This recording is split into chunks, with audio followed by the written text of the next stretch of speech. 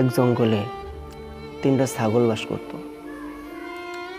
বড় ছাগল, মেজো ছাগল এবং ছোট ছাগল। তো ছাগল তিনটা নদীর যে পাড়ে বাস করত সে পাড়ে খুব একটা ঘাস ছিল না, এই জন্য তাদের পেট ভরত না। ঠিক তার অপর দিকে নদীর ওই পাড়ে প্রচুর পরিমাণে ঘাস ছিল, কিন্তু তারা ওপারে যেতে পারত না। যাওয়ার একটা সাঁকো ছিল অবশ্য, কিন্তু সাঁকোর নিচে বাস করত একটা রাক্ষস।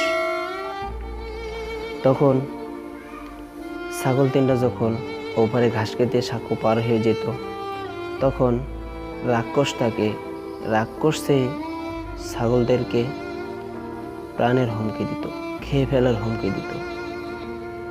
একদিন তিন ছাগল চিন্তা ভাবনা করলো, যেভাবে হোক আজকে ওপারে ঘাস খেতে যেতেই হবে। প্রথমে গেল ছোট ছাগলটা। ছোট ছাগলটা সাঁকো পার হতে লাগলো। সাঁকো পার হওয়া অবস্থায় যখন রাক্ষসের সামনে চলে গেল, তখন সে রাক্ষসটি বলল, এই সাঁকোর উপরে কে রে?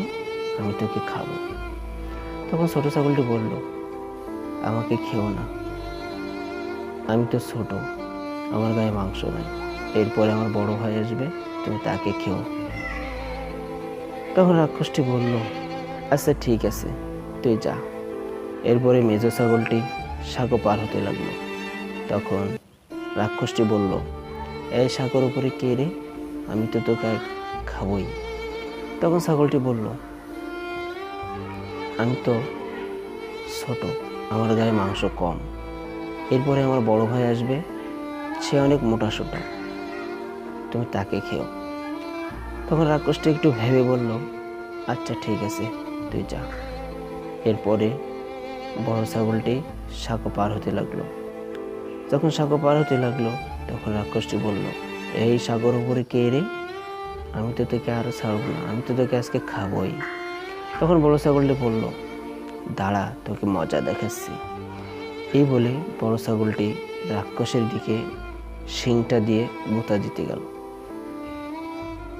তখন ভয়ে রাক্ষসটি পালিয়ে চলে গেল, আর সে রাক্ষসের দেখা মিলল না। তখন সেই থেকে ছাগল তিনটা প্রতিদিনই সাঁকো পার হয়ে ওপার যেয়ে পেট ভরে ঘাস খেয়ে আসতো এবং তাদের পেট বরাবরই ভরে যেত। এই গল্পের শিক্ষা, নিজের প্রয়োজনে ভয় ফেলে চলবে না, ভয়কে জয় করে সামনে এগিয়ে যেতেই হবে। সমাজের মানুষকে যতই আপনি ভয় পাবেন, ততই আপনাকে পিছিয়ে পড়তে হবে। আপনি যত মানুষকে ভয় পাবেন, ততই সবাই আপনাকে দুর্বল ভাববে। তাই ভয় না পেয়ে ভয়কে জয় করতে শিখুন, তাহলে জীবনে এগিয়ে যেতে পারবেন। ভয় তো একমাত্রই তাকেই করা উচিত, যেই মহান রব্বুল আলামিন আমাদেরকে সৃষ্টি করেছে। এই জন্য দুনিয়ার কাউকে ভয় না পেয়ে শুধুমাত্র আল্লাহ তাআলাকে বিশ্বাস করুন এবং আল্লাহ তাআলার উপর ভরসা রাখুন এবং আল্লাহ তাআলাকে ভয় করুন।